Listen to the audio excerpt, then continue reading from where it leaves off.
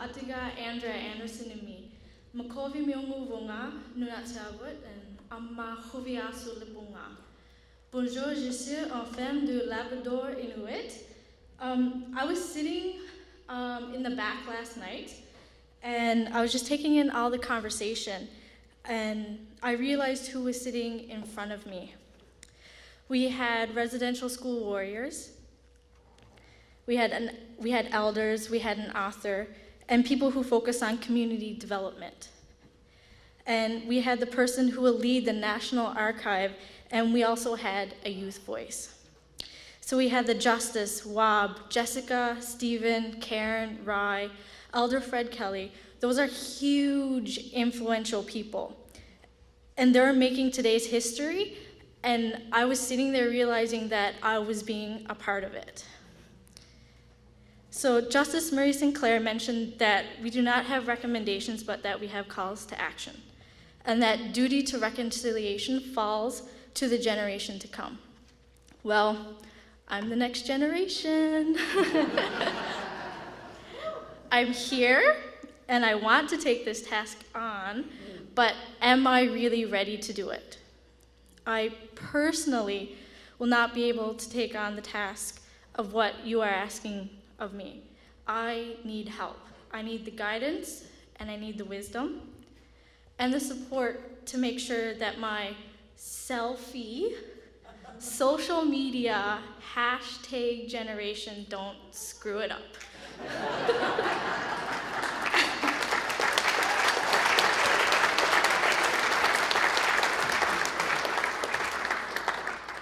So there's been a lot of hard work to get to the point where we are today, and I cannot express the gratitude that I have for each and every person who shared their stories, and to everyone who made these actions possible.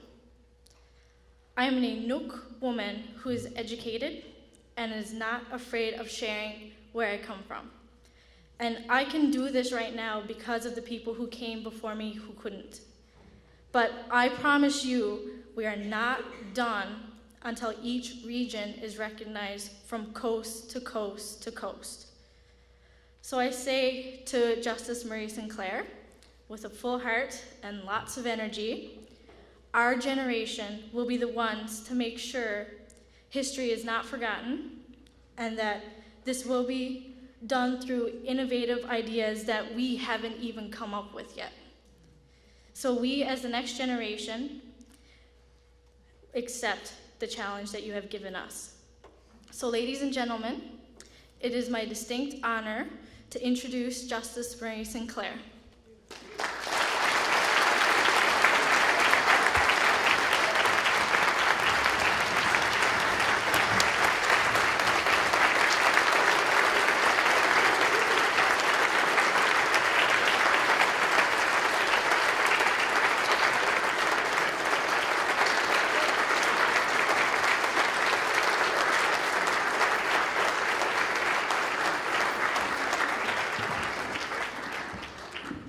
Was at the right height to begin with. But thank you. Wonderful event is going on in our lives today with all of you, and I thank you all for inviting me to be part of it in a small way. I know that there is a lot of work ahead of you in the course of today. But in reality, when you look back upon this day, you're going to realize that this is just a small part of what it is that you've committed to. But it's the start, and the start is important. If you know a little bit about chaos theory, you know that once you get off track a little bit, it magnifies over time. And so part of the reconciliation commitment we make is that we need to understand that principle and know that from time to time we need to get back together to reset ourselves. And so I congratulate the organizers of this event for calling us all together in order to be present to have this conversation. But I do ask you for this commitment, and that is that we will do this again, and we will do it again, and we will do it again. Not so that we can get it right each and every time, but that's so we can check in with ourselves to remember the vision that we set and make sure that we do not lose sight of that vision, or that we adjust it if necessary from time to time. I want to thank my friend Dave Kershane for those opening words.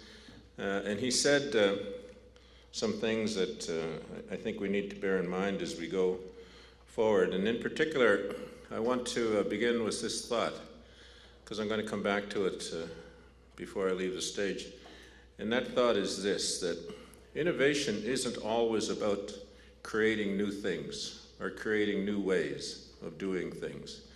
Innovation sometimes involves looking back at our old ways and bringing them forward to this new situation.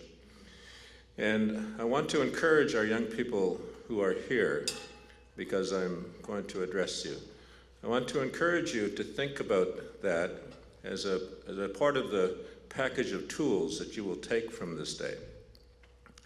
That it not only involves thinking of new ways to fix old problems, but it involves also thinking about the old ways that we have done things, which we have been forced to lay down or have forgotten perhaps, and bring them forward into this day and age.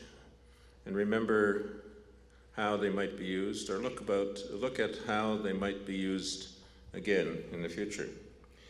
Because innovation does not only include new things, it sometimes includes old things too. And for those of you who are of the new generation of innovators, the new generation of reconcilers, the ones who will carry this going forward, I want to share a few thoughts with you about what I think you're going to need to look at as you go forward. In listening to our two comedians, you have a great potential show here, you know that, eh? So back and forth like that. But their stories were very inspiring to listen to, how they talked about their parents and talking about how it is that we came to be in this place. And for the young people who are here, it's important that you listen to those kinds of stories, because from time to time you will face a situation like that where you will wonder whether it's all worth it, whether you are capable, whether you have the strength, whether there's anybody else out there who's going through what you're going through, and whether you should just give it all up. Because I went through that too. And when I went to law school, it was with grand ambitions. It was with the purpose in mind that I was going to go out and fix the world and change it to what it was that I thought it needed to be. And when I graduated from law school, I started out with great ambition to do that very work. And I graduated from law school in 1979.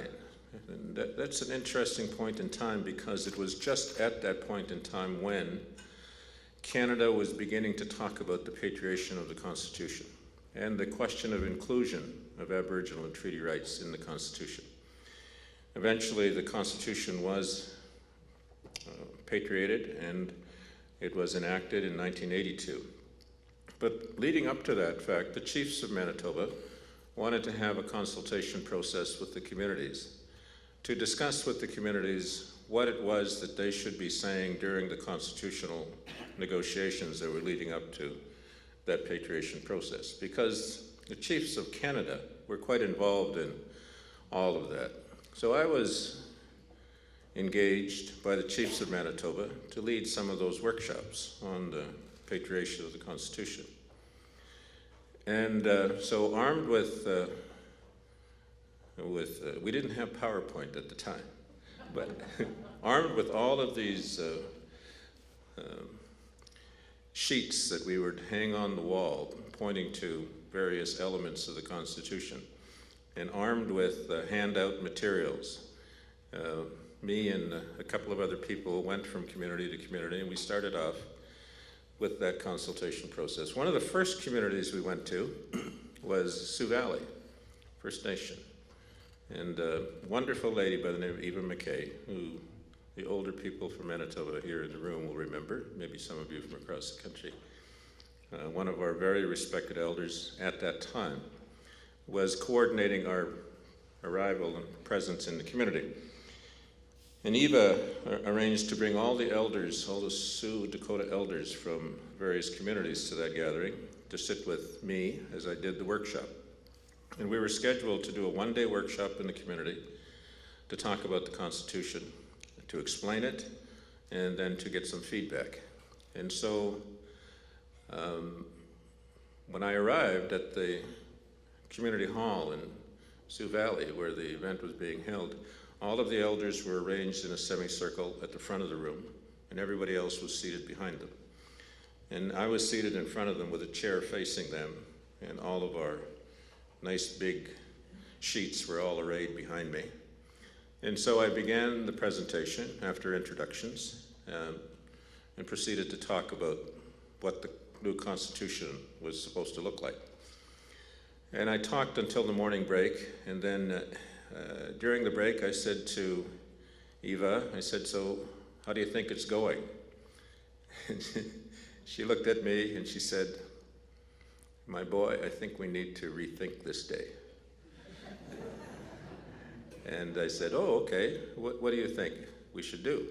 And she said, "The elders would like to talk to you, would like you to listen to them first before you talk to them." So I said, "Sure, I'll be glad to do that." So after the break, we began with the new process that Eva introduced and managed. And she called upon each of the elders to address me and to address the room, however they wanted to. But it was clearly with a design in mind, because the first elder talked about their creation story, the Dakota creation story.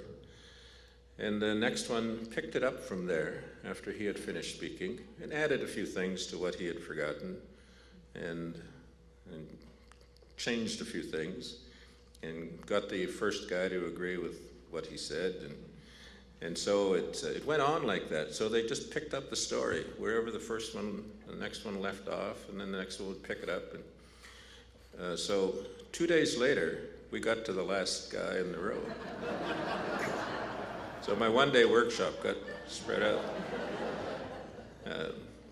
But it was a wonderful experience to listen to that. And then at the end of it, Eva spoke to me in front of everybody again. And she said, "Now," she said, "that is our Constitution. And what we ask of you is to take our Constitution and get them to understand it." And it was at that moment that I realized that I was not the right guy for the job. And that's when I decided to quit law. I decided to leave the practice of law and go become a carpenter, which is what I'd done before I went to law school, and I was pretty good at that. But I wasn't convinced that I was going to be able to do what they were asking of me, because I wasn't trained that way. I wasn't educated that way. I didn't know all of that. And so making that decision to leave law was a very difficult one for me. And I spoke to my wife. I spoke to members of my family. And Catherine said, "Before you leave law, before you do that," she said, "why don't you go and talk to one of our elders?" And I said, I think I will probably go and talk to Angus Merrick. Angus, who was another one of our very respected elders, was an elder from Long Plain, and I went to see him. And Angus was experienced with the court system because he'd been a court worker for years. He knew about lawyers, he knew about the law, and he also had a very strong connection to tradition and culture. And so I went to see Angus, and I asked him if he would visit with me and listen to what I had to say. So I arrived in early morning at his place, and when I got there and I knocked on the door of his house, his wife invited me in, and I said, "Is Angus here?" And she said, he's in the teepee in the backyard waiting for you." So I went back there, and he was sitting there. He had a fire going, and he had a teapot on the fire, and he said, "So let's talk," he said. Well, we sat down, and he didn't say a thing. He just said, "Tell me what's on your mind." And so I talked, and I talked all day about how I felt so inadequate, and I wanted to leave the practice of law. I didn't want to do that anymore. And I thought it was because I was involved in trying to do something that was wrong. It was trying to bring a legal system and the principles of law from that system and impose them and continue the imposition of them upon our people. And I felt it was a very wrong role for me, and I didn't want to do it. And he listened to me, drank a lot of tea, smoked a lot of cigarettes, and listened to me carefully. It was about mid-afternoon that I stopped talking and he started talking. And what he said to me then is part of what it is that you need to think about, I think. And he said, "Your problem is that you're not finished your education yet. Because you've gone into that educational world over there, into that white man's world," he said. "And you've studied there, and you're doing very good at it," because he knew what I'd been like as a student. He knew me for many years. And he said, "And you're going to be a good lawyer if you stay in that job." He said, "And you might even become a judge." He was a wise man, this Angus. He said, "You might even become a judge," he said, and you'll probably be a good judge. He said, "But you're not going to be as good as you can be because you haven't finished your education. You don't know yet what it means to be Anishinaabe. You don't know yet what it means to be a good husband, or a good father, or a good son, or a good brother, a good uncle to your nephews and nieces. You need to now study our ways. You need to know what Anishinaabe law is. You need to know who we are as people, and your education is not given that to you. And it's important that you remember," he said, and then he held up a stick, just a piece of firewood. He held it up, and it was about that long, and he said, "You will be a student for that long," he said, "and you will be a lawyer for that long, and you might be a judge for that long," he said. "But for this whole length of time, you will be Anishinaabe. And at the end of the day, when you leave this earth, you will leave this earth as Anishinaabe, not as a student, not as a lawyer, and not as a judge, but as Anishinaabe. And you need to know what that means. And you need to know how all of those things fit together for yourself.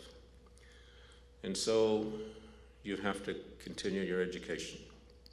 You have to learn what that means. And so for the young people going forward today with this dialogue on reconciliation, this dialogue on innovation, I encourage you to understand what it means to be who you are, to understand where you come from, to know the teachings of your people, including your creation story, because that is the foundation of your life. And when you have children, or when your children begin to ask you questions, what does it mean to be Anishinaabe? What does it mean to be an Anishinaabe woman? Why are they saying all those bad things to us? Your answers will be complete and accurate and truthful because you will know that part of your history too. And when your children ask you, what happens when we die? Where do we go after this life ends? You need to be able to give them an answer that is consistent with being an Anishinaabe, with being whoever you are, whatever your tribe connection is. Because that's what they need to know. And when they ask you, why am I here? What is my purpose in life?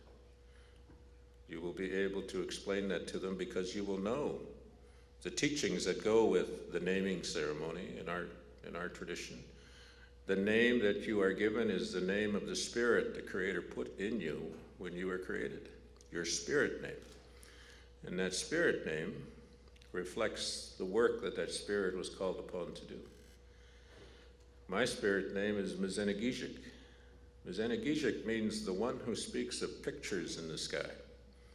I got that name long before I started doing this work, long before I even knew what any of this was going to be involved.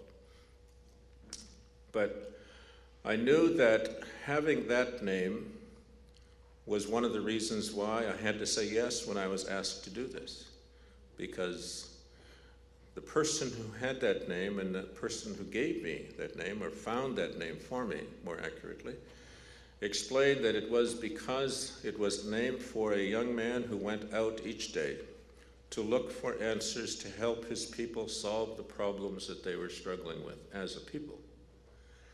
And in finding those answers, he would carry them back to the elders to explain what he had seen to the elders who would help him to give that message to the people. And so that's what I do. That's my purpose. I speak to you of pictures in the sky, of things as I see them, as I understand them, in order to help you to see other things that you need to understand as well, and to work with that. And if you know your clan, if you know your tribal connection to that clan, or your clan's connection to the tribe and what its role is in the tribe, then that also gives you a sense of why you are here, a sense of your purpose. And you will be able to fulfill that purpose in many different ways, but each time that you are called upon to make a choice about whether you should do this or you should do that, you will make your decision based upon an understanding of what it is that your purpose is for the community. And if you know all of that, then you will know who you are. And actually, you never really know who you are. That thing about who you are is really about who you want to be. It's the challenge that we face every day. We always make decisions and take actions based upon whether it will reflect well upon what it is that we want to say to the Creator when we leave this earth about what we did. So who you are is who you want to be when you leave this earth. And all of that will guide you in everything that you do. And when you do your work in reconciliation for your community, understand this, that reconciliation occurs at many different levels. It includes the person. So reconciliation for each person who has been affected by the history of colonialism, including residential schools, is important, because our people need personally and individually to be strong. And reconciliation is also about the family. Our families need to be strong. So family reconciliation is important. And if we have strong families, it will contribute to strong communities, and our communities need reconciliation as well. And then if our communities are strong, then the nation that we belong to will be strong, because our communities, our families, our people will all be strong.